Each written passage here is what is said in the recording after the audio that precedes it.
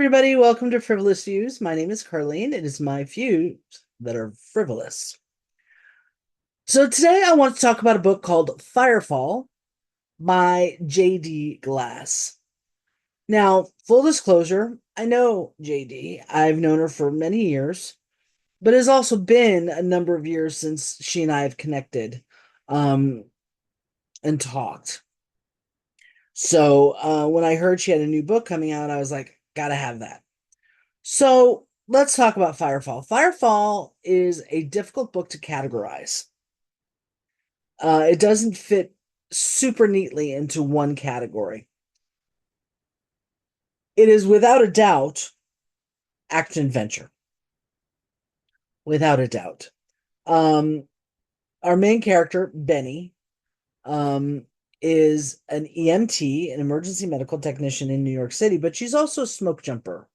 So, that high adrenaline, high octane, jump off a perfectly good plane, as Benny would say, into wildfire situations to help rescue, save lives, and hopefully contain that fire. Um, and so there's a lot of that happening in the book. And so in that sense, it's definitely, action adventure. Like I said, high adrenaline, high octane. Edge of your seat, what's going to happen next? How's this going to work out? Um, it is a romance. It's not your traditional, typical romance in that there's no meet cute. There's no, oh, girl meets girl, they fall in love, blah, blah, blah, blah, blah. Um, there's already an established friendship that goes back many years. And so it's already there. Um, it's just undefined in that romantic sense. Um, I'd say it's definitely a character study. This story is told from Benny's point of view. It's her story. She tells it. Um, and so it's her journey.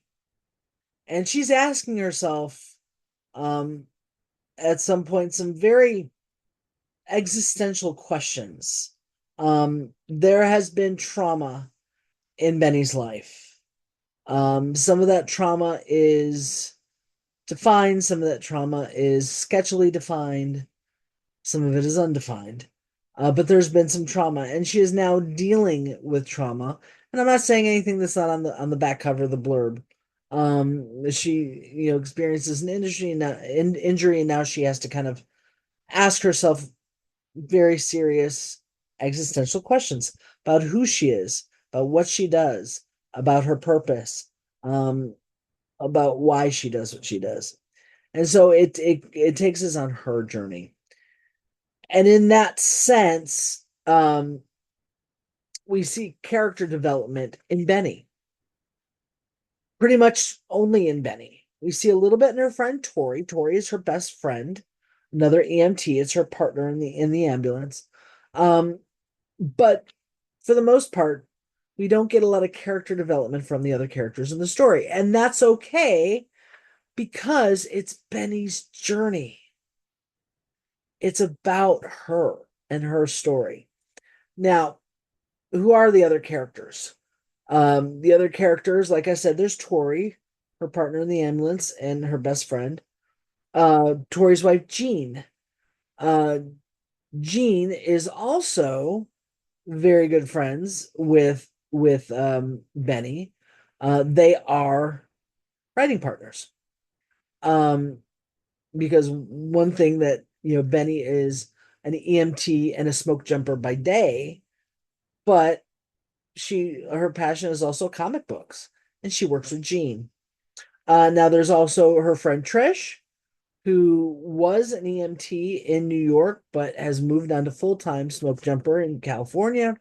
There is her cousin Linda and her grandmother Nana, who she lives with. They all live together. Um, and that's pretty much it for characters. I mean, there are other characters, but they don't have big pieces of the story. These are her people. Um, this is her support. This is her family, both blood and chosen. Um, and so the development, like I said, it comes from Benny. There's not really development in the other characters, and it's okay because it's Benny's story. Now, one of the things I really enjoyed about this book is the writing of it. And that may sound weird, but I don't mean it to be. It's beautifully written, and what's really great about it is that, like I said, the character in the story, Benny, she's an EMT, but she's also a comic book artist. She draws. And so, what's really great about the writing, because again, it's from Benny's perspective. What's great about the writing is how descriptive it is. And you may think, well, yeah, there's a lot of descriptive writing in novels out there. Yes, that's true. And some people are very good about it. Some people are good at it, and some people not so much. But what Glass does that I think is kind of unique in a way is that there's really I'm able to truly create that picture in my mind from reading the description. And it's not a movie in my mind. Shout out Miss Saigon. It's not a movie. The things aren't moving. Um it in my mind, as I'm reading it, I'm seeing the panels of a comic book or a graphic novel, that it's drawn that way. Because the way the descriptions are done, it doesn't ignore the senses of sound or smell. Because trust me, when she's jumping off those perfectly good planes and into a wildfire situation, the smells and the sounds are there. But what's really great is how the visuals are described. I can see the colors of the fires, the colors of the smoke. When they're just description of how a light enters a room and hits the people that are in the room, and the dust motes that are floating through the beams of light. I can picture that. I can see that drawing in my mind, and that's not an easy thing to do. It is one thing to do a really nice narrative description of a place or a thing, and it's another thing to be able to draw that so wonderfully and so evocatively, but it's something quite wonderful when those two are able to blend together, when they meet in the middle and become one thing. That's awesome right there. That's really, really awesome. Um, so yeah, it's just written beautifully. There were times where I went back and I reread a couple sentences or a paragraph just to kind of experience. And I do that. I mentioned that in a lot of my reviews, but I'll do that. I'll go back and I'll read something and just go, that's just beautiful. And sometimes I'll read it out loud to get the auditory sense, and hear the words spoken into the world. So I really hope this is going to become an audiobook. Um, but it's just really, really nice writing. I could see the words becoming that visual art. There are a couple places where I thought the transitions could have been a little smoother. Um, because there are times where Benny will be, talking about, a situation like, I don't know, in the ambulance with Tori, and they'll both mention, something that happened the night before, and then Benny will go back and tell that story, and will be in that scene of that event that happened the night before, and then come back to the current and pick up the conversation. But sometimes, especially that coming back to the current doesn't flow smoothly. And so you have to kind of take a second, go, oh, wait, go back. Okay, got it, and move on. It doesn't take me completely out of the story. It's just a little hitch. So it's not a deal breaker, but those could have been a little smoother. But like I said, the language itself was just really beautiful and super visual, super visual. And again, I that's not an easy thing to do. Um, Another thing with the language that I really liked is that Benny and her nana and her cousin, Linda, will speak Spanish throughout the story. Um, and so it's really great because you're going through it and you read, oh, now there's some dialogue in Spanish. And what I really love is that it's translated because there's nothing worse than reading something in another language and it's not translated. But what's great is it's not translated in such a way that it's obtrusive. It's not, you know, the thing in Spanish, the line in Spanish, and then here's a direct translation of what was just said. It's not that. Glass folds that into the narrative so that the translation of the dialogue, whether it's a statement or a question, comes in the response to the reaction to that. So it may be the answer to a question. It may be Benny's going, yeah, I had to agree that da, da, da, da, da, da," whatever it may be, but it's seamlessly kind of folded in that way, which I think is really, really nice. The first couple of times that I saw the Spanish language, I tried to translate it for myself because I'm learning Italian, and those two languages are very close to each other. They kind of work similarly, and then I had some success, but that was just me. Um, but after those two times of going, it just like I said, it was seamless. It just happened, and you completely forgot that you were actually reading a different language than the English that the book is written in. There were only a couple times where I thought it was a little weird, but again, not a deal breaker, not all that great. It was just something I clocked.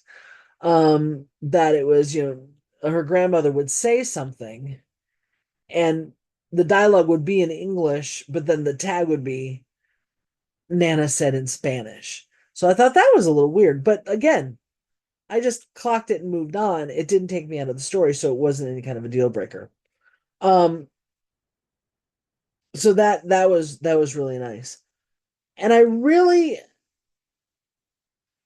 like that one of the major themes of this book was love. It was about love. It was about showing love, about telling people you love them. Whether that be, Benny's grandmother, her cousin, and all three of them constantly saying, I love you, constantly showing that they loved each other.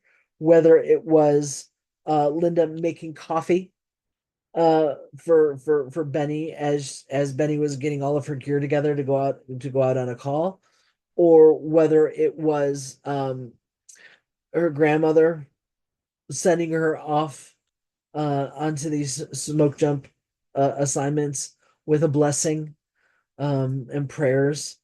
Uh, whether it was Benny helping her grandmother sacrificing for the family. But it was also the love shown through the friends and through friendship and through that kind of dedication. So, you could see that there's a real bond with Benny and Tori, Benny and Trish, Benny and Jean, um, Benny and Tori and Jean's kids. All of it's about love.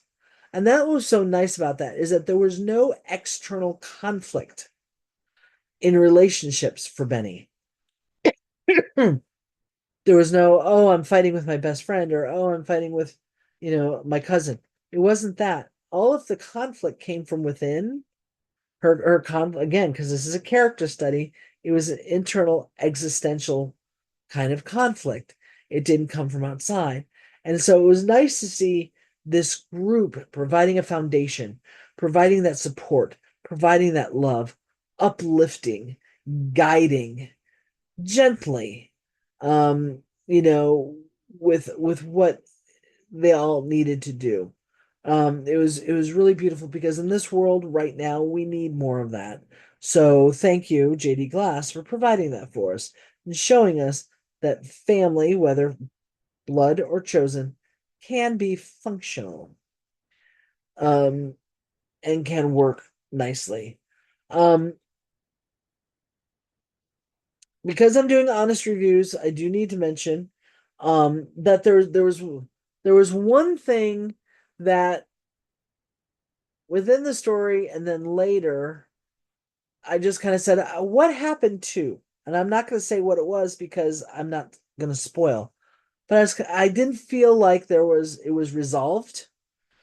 And again, it was kind of an internal existential thing, and I kind of thought that Benny kind of moved over it. It seemed to be a big thing for her, big thing, big thing, big thing, and then all of a sudden it wasn't so much a big thing. And then it was never talked about, and it was never brought up again. And so I thought that was kind of a little glossed over, and it could have just been me missing something. That's very, very possible. That's very possible. But that was the only thing I just kind of what happened to how did that resolve itself? Did it resolve itself? Or did they just kind of go, we're just going to move on from here and not talk about that anymore? I don't know. Um, and publishers, if you're listening, I don't know if this was missed in proofreading or in editing or in the conversion over into the ebook format. But there were a couple places where there were just a couple little formatting issues. Again, they were not deal breakers. I am a proofreader. I get paid to proofread. And so my brain is wired to notice things. And so there were a couple places where I was like, okay, the spacing is off there between lines, or their spacing was off there, and the kerning between words or between letters. In one place, a black quote was a little off kilter, but outside of that, it was beautifully done. And again, I'm only doing that because I said it's going to be an honest review, so I need to mention that. Um, but again, not a deal breaker, and it's probably something that other people wouldn't even notice, but I do because my brain is hardwired that way.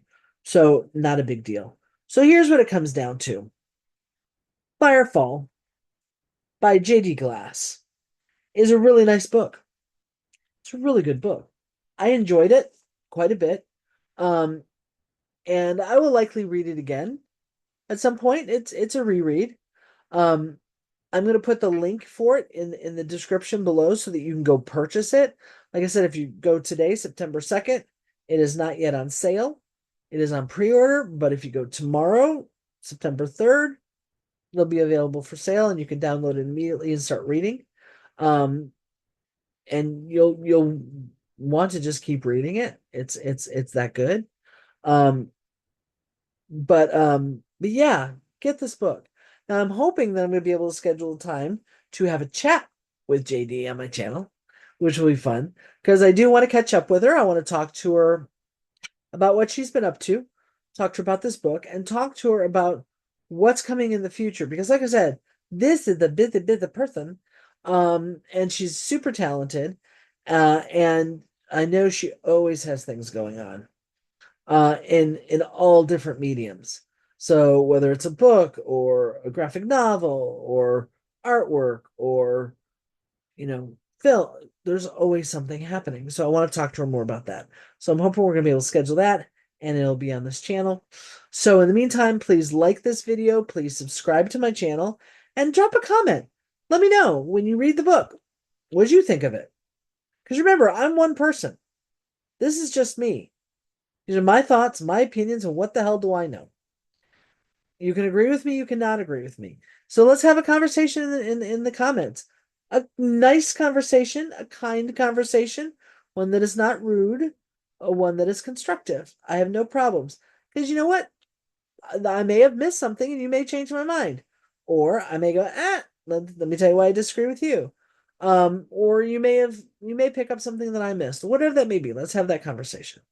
And remember, on November 5th, in the United States, we have an election. Please make sure you check your registration to make sure that you can vote. Check the rules for your state. See when early voting is, where the polls are, if you're doing mail in, what you need to do for your mail in ballot. Um, if you're not registered, get registered. Check that. I know in Illinois we can register on the day of the election. We just need to bring in IDs and stuff. But check all of that stuff so that you're in the know, so that you're educated, so that you're ready.